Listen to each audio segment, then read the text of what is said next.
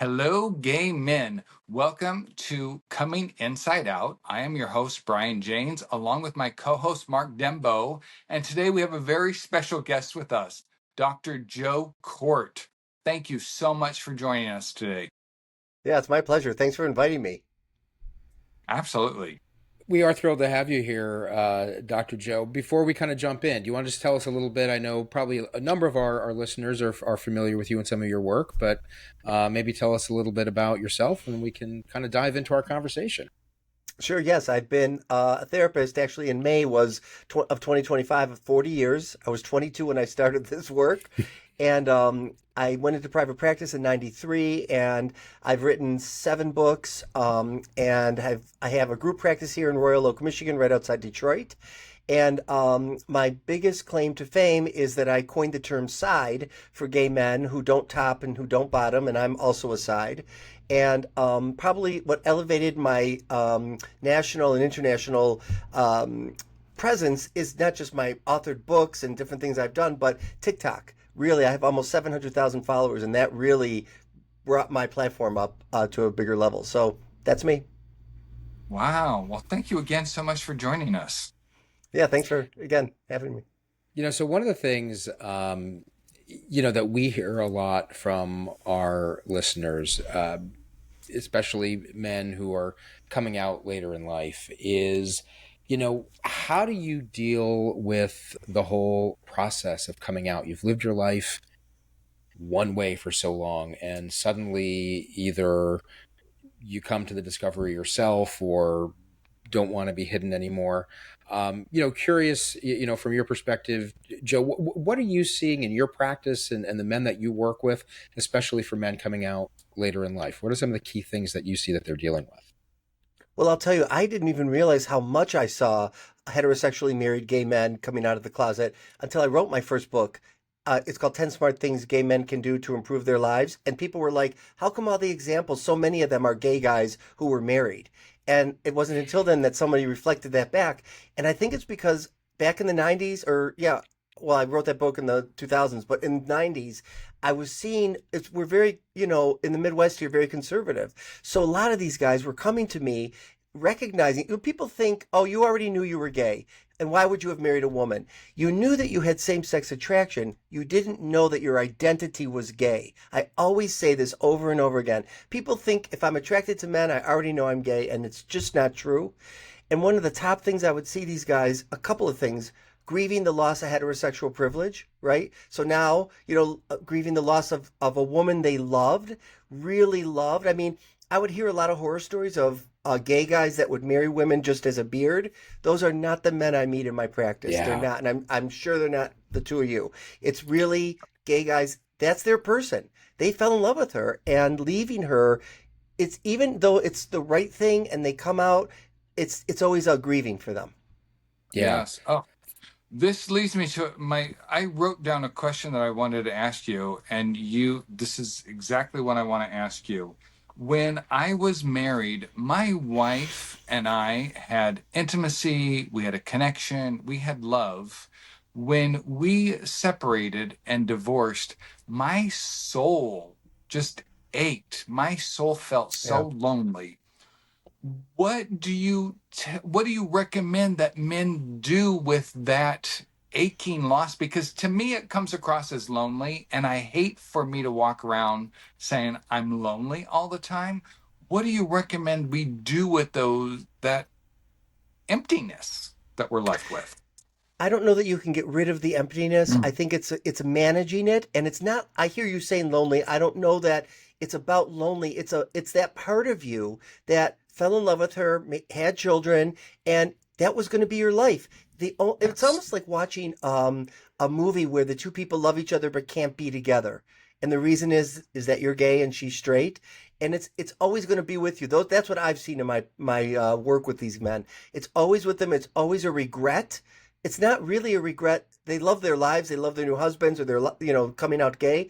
But there's a feeling of regret because it's not what they wanted either. Yes. All right. So I want to go back to one of the things that you just said there in the opening about guys coming out later in life knowing, you look back, okay, there was a same-sex attraction, but not recognizing or not identifying as gay. I want to go into that a little bit more because I think that for so many of us, or when you do come out, the reaction from the spouse is, has our whole life been a lie? Why did you ever marry me? And I know in my case and Brian's, that certainly was not the case, right? Right. I still love my wife. We still have a very close relationship.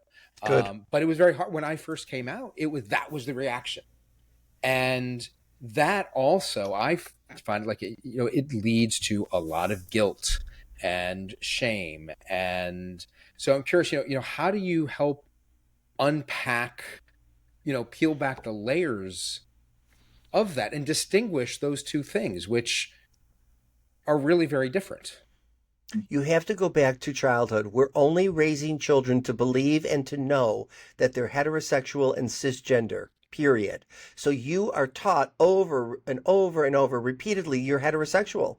So if you're anything else, you can't go to someone and say, well, God, I don't feel like any of this applies to me, right? You have to, like, even today, kids don't have permission to come out and tell people that they, feel so differently. So they have to go to the internet, or we went to books in my generation, or, library books that had, whatever information, but you still didn't know that your identity, which is, I always say this, we have a sexual orientation to whom we're attracted.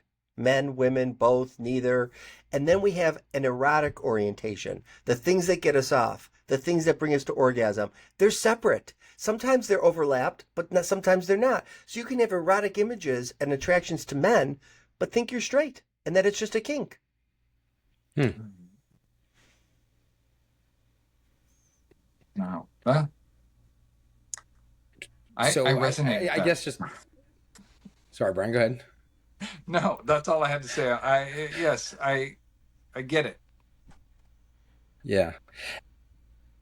So I think part of that, then kind of going into that a little bit further, for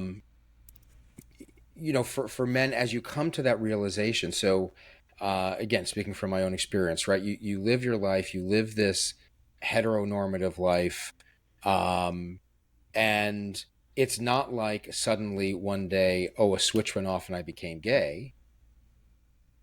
But you get to that point where you say, well, suddenly I can't live this way anymore. And I'm curious, like, is there, what do you see? Like, what shifts? What is it that there's, kind of why suddenly for men in their 40s, 50s, suddenly saying, I can't do this anymore? Their identity starts pushing out, over their lifetime. And there are stages to coming out, and there are 6 of them actually. And I wish I had the list. I was going to have them for your program. I don't, but I'll just say that it starts with you're in denial, you're riddled with internalized homophobia. Then, it moves to, well, maybe let me go out into the community and see if just because you're gay doesn't mean you know what kind of gay you are. There's lots of different ways to be gay. And then you move into the identity pride, which is you can't push it back down. It's done. You become an activist all of a sudden. You're in pride parades. You're wearing pride T-shirts. You're Yes. whatever it is, right? And then everybody's gay until proven. What's that? We've been there. Mark and I have. Yeah, both been right. there. We Yeah. all right. So it's really once you know what your identity, once it clicks and integrates, there's no going back. Yeah. Yeah. And then how about the guilt that comes along with that, right? Suddenly, in my case, Brian's case, we were both married for 30 plus years. Now you're flooded with this guilt. Our spouses, our ex-spouses, they didn't ask for any of this. And Right. so many of us spend so much time, trying to straddle that, or feeling like I can't leave this situation because of my own guilt and the hurt that I'm causing other people. It's like a romantic tragedy. Because the mixed orientation couples that I've met over the 40 years love each other. They don't want anything to change. They try to make it work. Some do, some don't. But he wants to keep everything the same because he loves her, he loves his family, but he wants to add to his life because now he knows he's gay and he wants to socialize, he wants to, sexualize. Where the wife wants to keep everything the same, but she loses a piece of the marriage because now she has to deal with the loss of having somebody who's monogamous with her. And the guilt on the gay guy is so awful. And it can be, sadly, I've seen some women, some female partners, fuel that guilt and use it against them. It's terrible. Now, some women will Yes. do it initially and then it goes away. But some women make a whole lifetime an identity out of being a victim from it. Yeah. Yes. Yeah. And rope the kids into it as well, which is Awful. terrible. Which I think Yes. then that woman doesn't have any maternal instinct. I'm sorry. Yes. For anybody to do that to their children removes any instinct of any kind of parenting. I agree. So during this turmoil or this conflict and this guilt, a lot of men will act out.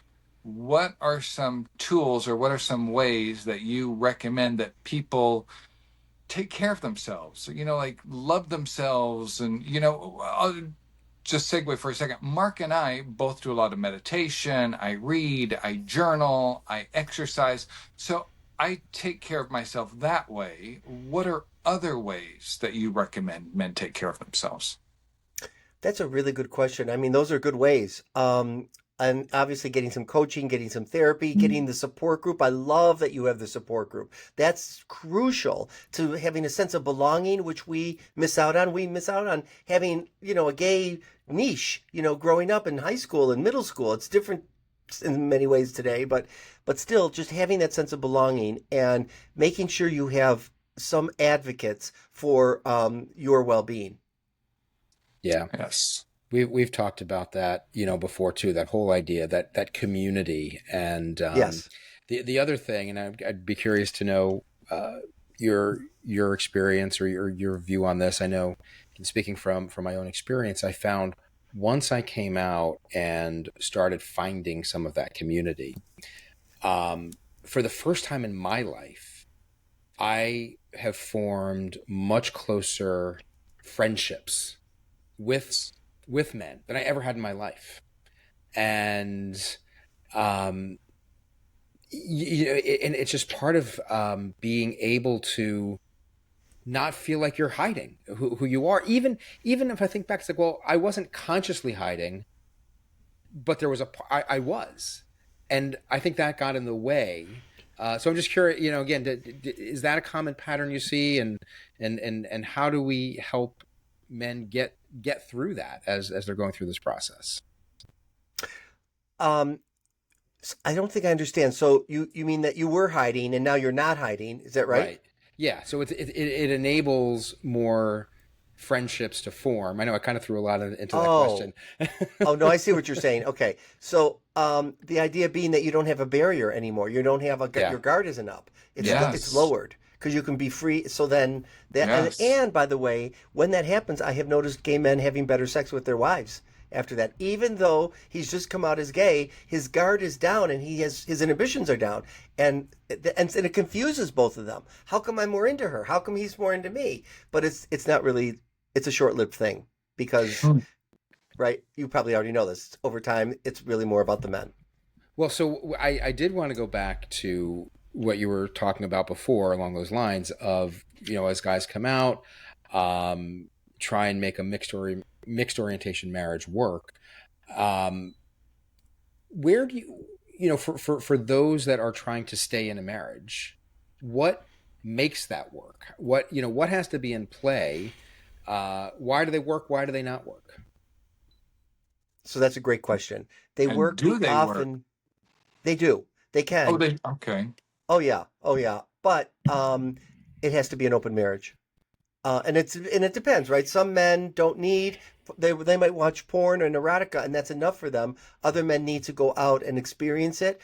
Some men don't need a relationship with men. Some want a relationship with men. There's so many different. But usually the wife says, "There's a line in the sand. No, no way."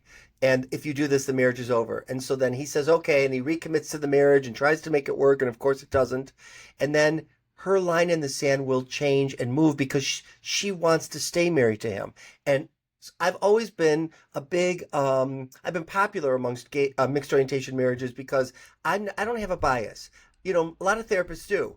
If you're gay, get on with your gay life. If you're a straight woman, get on with your straight life. I don't believe that. If that's what you want, I'm all let's do it. But I want you to find your own way. And there's a million ways. You may even create a way that doesn't even exist on this planet yet, you know? Wow. Well, this is what I have to say to that, and I think that Mark would agree with me because this has happened for him more recently. When you come out as gay and you move out and you move into your own space and you have the freedom to just be you in your own space, decorate it the way that you want, host people, invite friends. I mean, if you're still in a marriage, you're not allowed that same freedom. And that freedom, oh, it is just, I mean, it's joyful to be able Hmm. to allow that into your life. So they're missing out on that. Right. It's like you go through a gay adolescence, I call it. Yeah. Mm-hmm. Yeah. Oh yeah. Yep. I Yes. think But we've yeah, all the been there. real quickly, a couple of weeks ago, Mark and I were talking on the show that the founder of Crumble Cookies had come out as gay. Hmm. And that was a couple of weeks ago. And what I'm seeing in social media over the last couple of weeks is there is this freedom with this guy. There's posts of him, now he's shirtless and he's on the beach and he's here and he's there and he's just like celebrating. So here was somebody who was so seemingly, I don't know him, but seemingly so afraid to come out because his life was going to implode and it's just going to be such negative experience, and just the opposite, it just like releases you, it like takes the handcuffs off of you and who you are allowed to be. So it's a celebration is what it is. Yes, and it's a shame reduction, right? The shame Yes. that we were taught to have from childhood. Yeah, I have a buddy that we just went out last weekend. We were in WeHo, a group of gay fathers. He's the newest one out. And knowing him for the last 3 years when he was closeted and still in his marriage, and seeing him over the weekend where he is just like, happiness doesn't describe it. It's so much more than happiness. It is just this freedom. Now, I will tell you, I have recommend to my clients that are gay that if you want a really good type of boyfriend, you want a guy who's been heterosexually married. Not who is sex Yes. heterosexually married, let me just be clear, but who has been because you have been trained by a woman on how to be in a relationship and you have ability to commit, ability to attach, ability to be secure, ability to be stable, and a lot of gay men don't have that. And it's not Yes. because we're gay, it's because we're men and we're not socialized to be that way. But the gay men that I've ever worked with that are fathers and heterosexually married, they're a different breed. Yeah, because we had to have conflict resolution in our lives. When you have nothing that's attaching you to somebody other than an apartment lease or something, and I'm not saying you can't own a home together, but we have children. So when conflict came up, we had to be able to resolve it within the marriage for our relationship, for our children, for just our everything, for the family dynamic. I notice that a lot of men that have not been married, that do not have children, have not had long term relationships. And maybe that's why. Well, and it forces you to be other focused. I'm not saying gay men can't be other focused. I'm totally other focused. It's just my personality. But a lot of men are not, and a lot of gay men are not. Yeah. They're Well, self and focused. and is that coming from the fact of okay being men, or is there a part of um, being gay, growing up gay? If excluding those of us who went lived a hetero life, um, but it's there's a sense of and correct me if I'm wrong here, but there can be that sense if you're growing up gay, and I think even for some of us who were closeted, but there's still always this sense of trying to prove your worthiness Yeah. And, you know, when you take two men that are both trying to do the same thing, now that leads to conflict, and and you don't have the tools to say, how do we resolve that conflict? Yes, that's true. Yes. That's right. And it is this very self-absorbing thing to grow up suppressing your homosexuality, right? Because you're always on guard. Is it safe or is it dangerous? Are you Yeah. safe or are you dangerous? You're hyper vigilant. And so it makes sense that you are so self-focused. But then when gay men come out and they get into their communities, I don't see a lot. I see a lot of people staying self-involved. Yeah. Okay. Yeah. Yeah. I have a question for you regarding open relationships. Mhm. When I was married, I wasn't a swinger. My wife and I weren't swingers, so we had a monogamous relationship. So I don't know the percentage of marriages that are swingers, but in the gay community, it seems like there's a lot of open relationships. What drives that? Is there something that drives that in the gay community? I think it's being male, and the understanding is, hey, you're my person, you're my secure base. I love you. I'm always going to come back to you, but I don't want you to be the only guy I play around with. I want to have some fun. I want to have transactions that are in addition to you, not instead of you. And it's tolerable for both guys. I also think it's being socialized as male, so our closeness isn't as intense or as much in general. I'm speaking in generalizations as female couples are, or as couples with women in it. I'm not saying that women can't be open, but I think women are more relational. So if they're going to be open, it becomes a more relational thing. When men are open, it's more transactional. And the percentages of gay guys that are open, the couples, is around 50% is what they're saying. And people argue, is it more, is it less?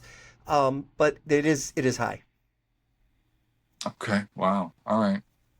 But Yeah. I think I you hit on something really important there. And, you know, you talked about, you know, the attachment or having secure attachment, right? I mean, I think that seems like that has to be a starting point versus, you know, a free for all. And I think along with that would be you've got to have strong communications, right? What are the rules of play? Do we play together? Do we play alone? What do we share? What don't we share? Because otherwise, it would seem that that's where you're going to get into trouble with it. Does that jibe with That is your true. experience? But it's also true with monogamy. I always say to people, have you negotiated your monogamy? You're not just negotiating an open relationship. People are like, what is there to negotiate? Well, can you masturbate privately? Can you look at porn? Can you talk to somebody you are enjoying, a model on Instagram? Can you have webcam sex with somebody in Romania? And one partner will say, absolutely not, that's cheating. And the other partner will say, of course, that's monogamy. Couples fight over contracts they've never made, Hmm. especially wow. around All right. monogamy.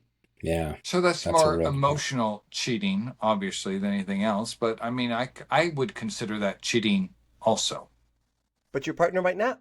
So that's why you guys got This to is true. negotiate it. What is cheating? What isn't? Yes. Wow. All right.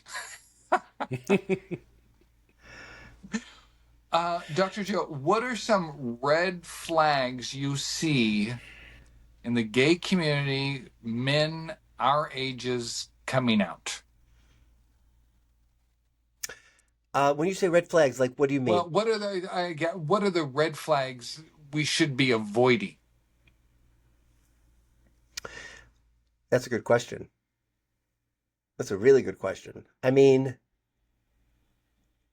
it's hard, right? Because if you're coming out and you're in identity pride, which is your gay adolescence, you're going to be operating like an adolescent. So if you say to a teenager, hey, stop fucking around so much and have safer sex and be careful about the people you're with, they're going to say, yeah, yeah, yeah, yeah. And they're going to go do whatever they want. And same with gay guys coming out.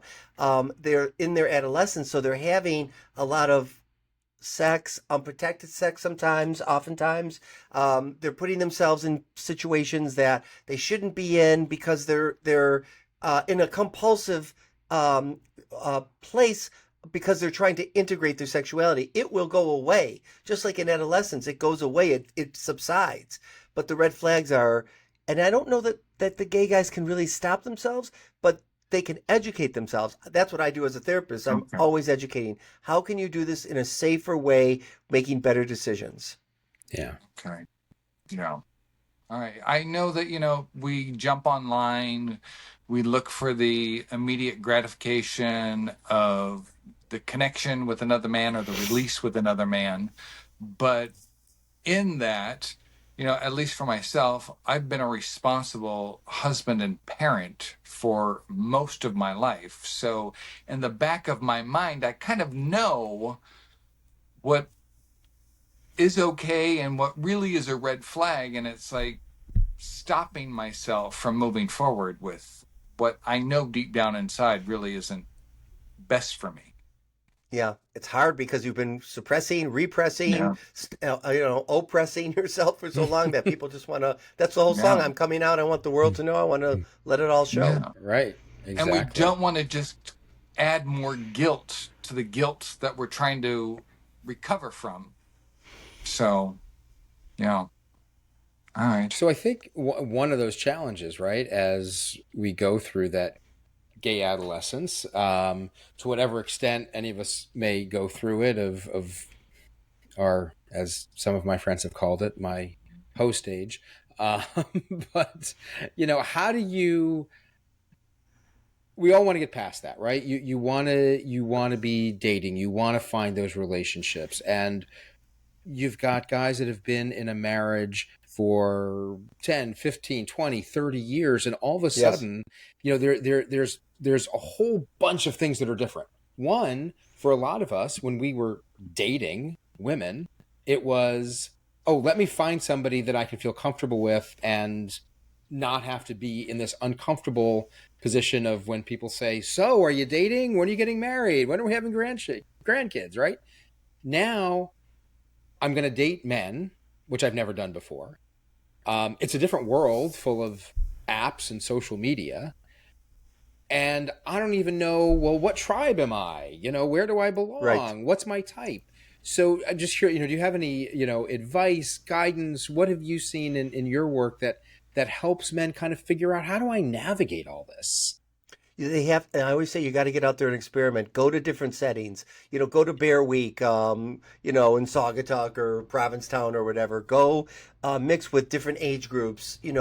Start to see where different races, different ethnicities, religions, whatever it is. Don't prevent yourself or stop yourself from experimenting. I will say one of the other red flags. I don't know if it's a red flag, but I think they would say that it's a red flag for themselves. Guys our age who are only interested in people half our age, right? Mhm. Normal. There's nothing wrong with that. You missed those years, and so now you're trying to make up for those years, and you might be frozen there because that's where emotionally you are. I mean, I've been out since I'm 11. I came out to my therapist at 14. I'm 62 years old. I was always attracted to daddies until I turned 50. And I woke up one day and I was like, oh my God, I'm not attracted to guys my age anymore. Only these guys that are half my age. And I used to make fun of my husband because I'm like, the guy just looks like he had his bar mitzvah. Not really, but I would like make fun of him. And now I'm that guy. So it could happen even if you've already been out. But I think our community, it always used to be okay when I was a younger guy in the gay male community. Today, the younger gay guys think it's negative. They call older gay guys that are attracted to them pedophiles. Do you know this? You're Wow. a No. Really? pedophile if you're attracted to a younger guy, like Wow. in their 20s. But it seems like there's I still a big typically daddy find that culture, though. young. What's that?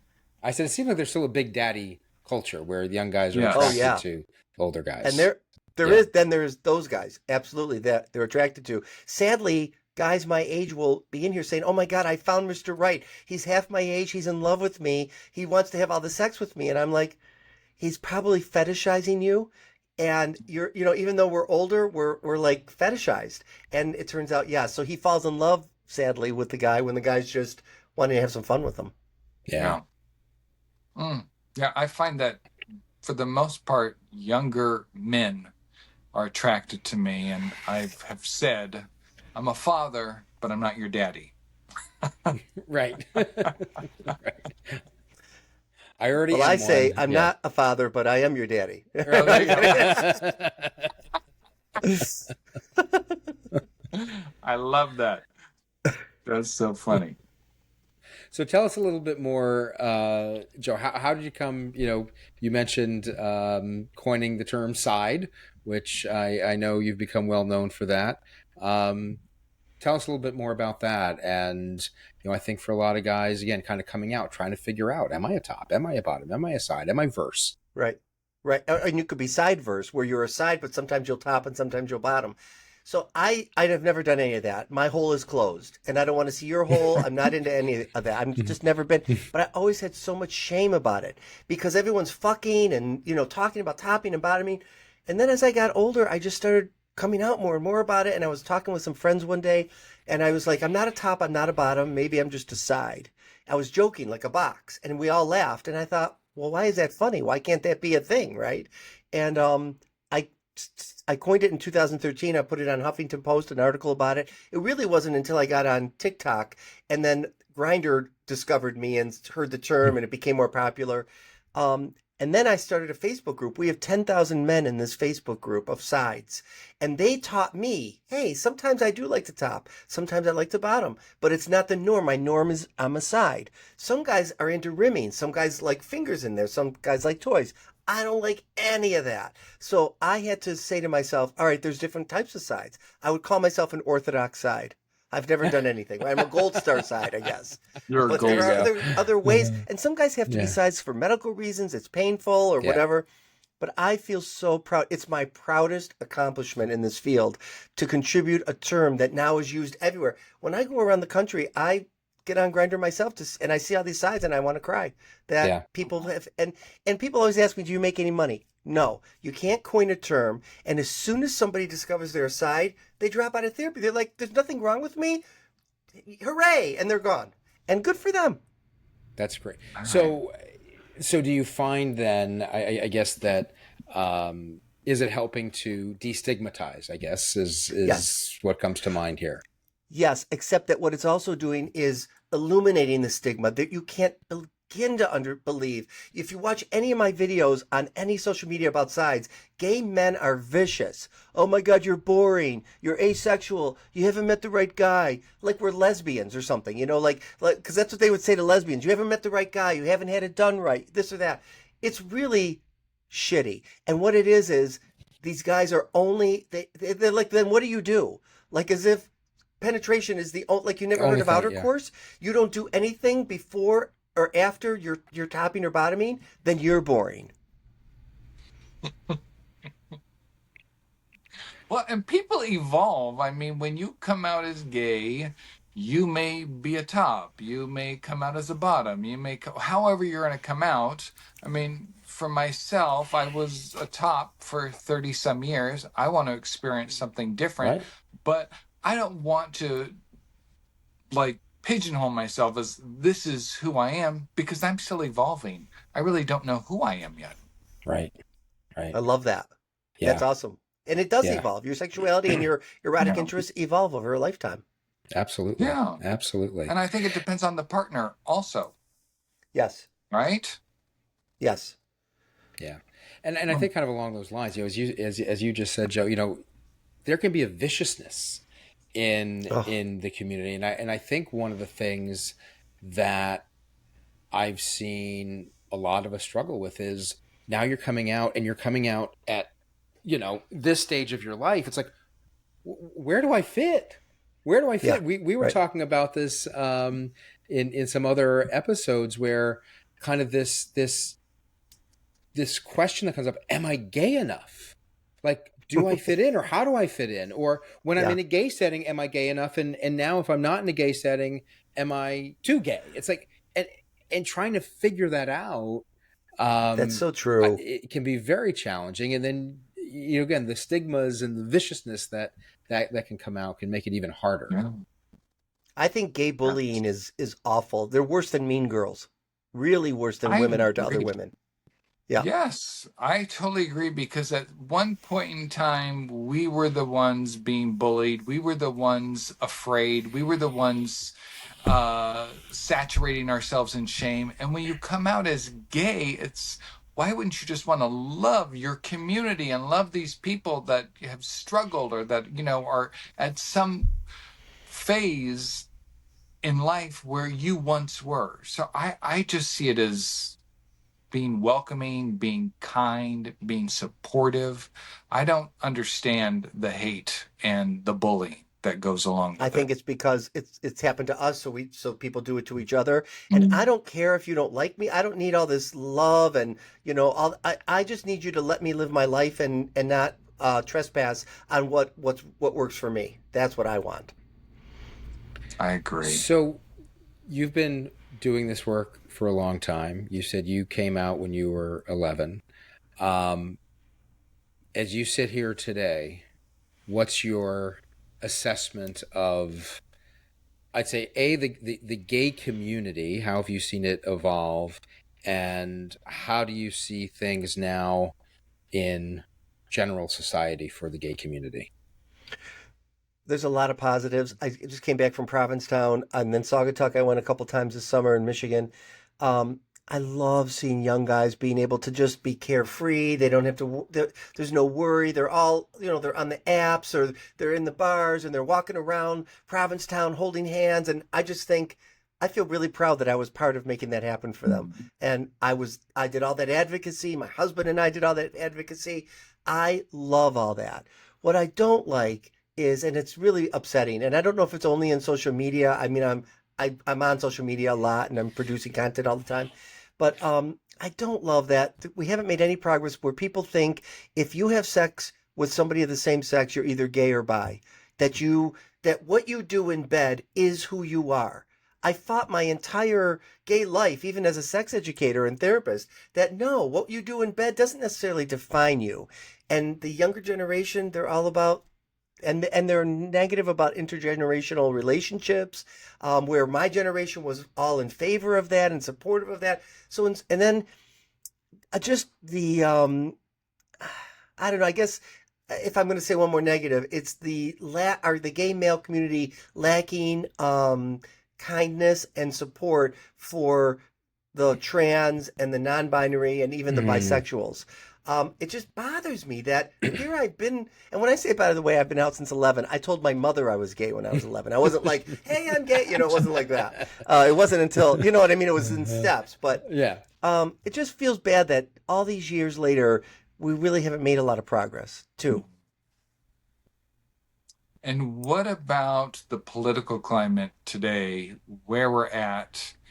Mark and I talk about this on the show almost every week when we're recording. There's something new that's happening. There's something new that's on the agenda to be taken away from us. Or what you have clients that are coming out, or they come to you with the fears of where we're at.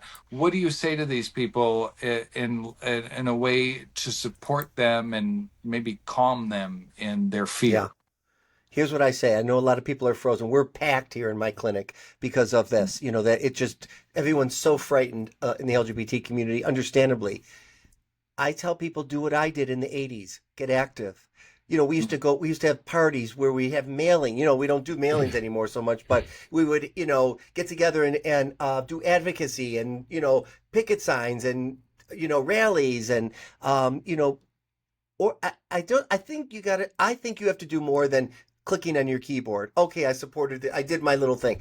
It's people with people helping people doing for our community. That's what I say. Yeah. And Yeah, it's right more now, you important than think that's ever. going to work? You think that's enough? I don't know if it'll. I don't know if it's enough, but I think it'll empower us rather than staying home and being scared and petrified and, oh, I'm so helpless. No, get out there and don't be helpless. Do what you can do. And it may not work, but you still tried. And it may work in other ways that we don't even know yet. Yes. And Okay. the other thing I'll add to that is absolutely get out there and be active, be an activist in whatever way you can, but also recognize what are the things that are within our control, within our communities, within our lives. And I'll go back to what you were just saying, Dr. Joe, in terms of, be kind to each other, support each other in our community. Like how can we break down more of those barriers? Because the more we have barriers within, and I know it's even using the term gay community, right? It's not like, well, there's Right. all, We're not. but recognizing there is a commonality here, that brings us together, and we've got to find. I don't have to go and date you or have sex with you, but we're all in this together. How do we support each other, even in our small communities, wherever you might be? Yes. That's what Yes. I've been all about as a therapist in the gay community, trying and doing whatever I can. Even the little impact that I feel I've made, I feel really good about. But I don't, you can't do anything about the bigger community that isn't doing that kind of thing. And you just Yeah. have to find your own tribe, like you said. Yeah. So focus on the things that are within our control and Yeah, I love let it. go of the Yes. rest. Right? Yeah. Yeah. I love that too. What other advice or topics or things for guys coming out later in life, if they're just on the early part of their journey? Maybe they've, kind of come to that discovery or acceptance of their own identity and are unsure about what to do next. What advice would you have for them? I would say it's okay to have internalized homophobia. It's become a bad word in our culture. Like there's something wrong with you. It comes with learning that there's, the enemy is within. With the very thing we've been taught to hate is now inside us. And the longer you're in the closet, the more internalized homophobia you're going to have. So it's not about accepting it. Well, I'll just, accept my gay shame. It's understand there's nothing wrong with me for having gay shame. And it's even all these years later, still have a little bit of internalized homophobia. There are layers to it, and accept it. And, make sure that you find people that you have. I guess I would also say be careful about trying to be included all the time. I don't feel like the gay male community is very inclusive. It's exclusive. There's pockets of people that are groups, and if you feel left out and you keep trying and trying and trying and you're not able to get into these groups, you're not able to create a group, then make your own, is what I would say. Yeah. Don't Yeah. let the gay community take you down or bring you down or keep you outcasted. Okay. It's interesting what you said about homophobia. And when I thought of myself as gay, I wasn't homophobic. I actually supported the LGBTQ plus Hmm. community from, inside. It's like if I noticed a person struggling with their sexuality, or, there was a petition to sign, or there was something to support, I was very supportive of it because inside I knew that that was secretly me. I wasn't, I didn't Hmm. have a homophobia of it because it existed inside of me. That's great. Right? Does that make sense? Yeah, you're lucky. Yes. Okay. I had compassion. I had compassion for the people that I knew were living the life that I felt inside. I think another thing to think about is to not be nasty to those that are still in the closet. It used to be we were easy Yeah. targets if we were out. Now people are easy targets when they're still in. And Yeah. I don't like it either. I hated it when some of the comedians like Rosie O'Donnell or Ellen or Jack from Will and Grace, Sean Hayes were in the closet and they'd be asked if they were gay and they wouldn't say it at the time. It bothered me, but I understood it because you come out at your own timeline. Yeah. You can't force somebody to come out. Yeah. Yeah. Yeah. Yes. And I even once you agree. do come out, it's, as so many people have said, it's not a one-time thing, because it's you came out to your mother. That doesn't mean you were out to the world, right? I mean, for each of us, we've all had our own paths. And even when you are out, especially when you've lived one life for so long, you're constantly coming out. And, but you've got to do that on your own pace. Yeah. We've talked about, a lot, when do you tell, if when do you tell your kids? Do you tell your friends? When do you tell your friends? Do you come out at work? How do you come out at work? And it is a process, and you've got to do that on your own time, your own schedule. That's There's right. no right And way make to your do own it. decisions. Yeah. My Yeah. sister Yeah. had 3 boys and a girl, and when her first boy was born, and I would participate in raising them and going to their preschools, I was not out in their preschool. And one day, Jacob wanted to sit on my lap, and I'm like, okay, he was in preschool. I was like, come on, Jake. Now little Johnny sees it. He goes, Jojo, can I sit on your lap? I was like, fuck. So I'm like, I wasn't going to say no, so I let the little boy sit on my lap, but I was like this, so everyone could see where my hands. Yeah. And I had a mother said to me, "Don't worry, we all know you're gay. Put your hands down." I'm like, "Oh, that's so good. How did you know I was gay?" I was like so bothered by that at the time. Yeah. But the whole idea is you decide when and where you want to come out, Yeah, like you said. absolutely. Yes. Yeah. Well, that's a lesson for me also, because I have somebody that's struggling with coming out, and they're married. Any final closing thoughts or remarks for today? When I told my Jewish bubby I was 20 years old and I told her I was gay, and she looked at me and she said, "Joey, gay schmay, just don't be alone." I'll never Mm, forget it. that's wonderful. And I would say those are my final words. Don't be alone. It doesn't mean you have to be in a relationship, but Yeah. find your tribe. Yeah. Well, thank you for that. Very And important. finally, before we wrap up, just tell our listeners where can they find you, find out more about your work, your resources. Yep, they can find me everywhere, really. I'm on Facebook and Instagram and TikTok and LinkedIn. My handle is at Dr. Joe Kort, DrJoeKort. And then I have a website, joekort.com, where my podcasts are and my books are and t-shirts for sides and all that stuff. So I'm easily Googled. All right. Okay. Well, thank you so much, Dr. Joe Kort, for joining us today. This has really been a phenomenal conversation. And to all of our listeners, we thank you, as always, for listening and watching. Send us your feedback at cominginsideout@gmail.com. And like us, leave a comment on your favorite podcast app. And thank you for, again, joining us today. And Thank you. Brian, as Yeah. always, great to see you. Thank you so much. All right. That was great. Thank you, guys. That was so Thank easy and you. nice, and thank you. Yes. Yeah, no, this was super. Thank you Wow. for taking the time. Really, really, truly appreciate it. You bring some great Yeah, so many of the guys in our perspective. community are struggling. They're struggling to come out, or they are out and they are like kids in a candy shop. Yes. And, you know, I always say I don't judge, but there's part of me, it's shock value. So I have a reaction to some of the stuff I hear because it's surprising to me. Are you judging It's me, Brian? zero judgment. It's zero judgment, but it surprises me. So I have a reaction, but it's not a reaction of like shame on you or you're bad or whatever.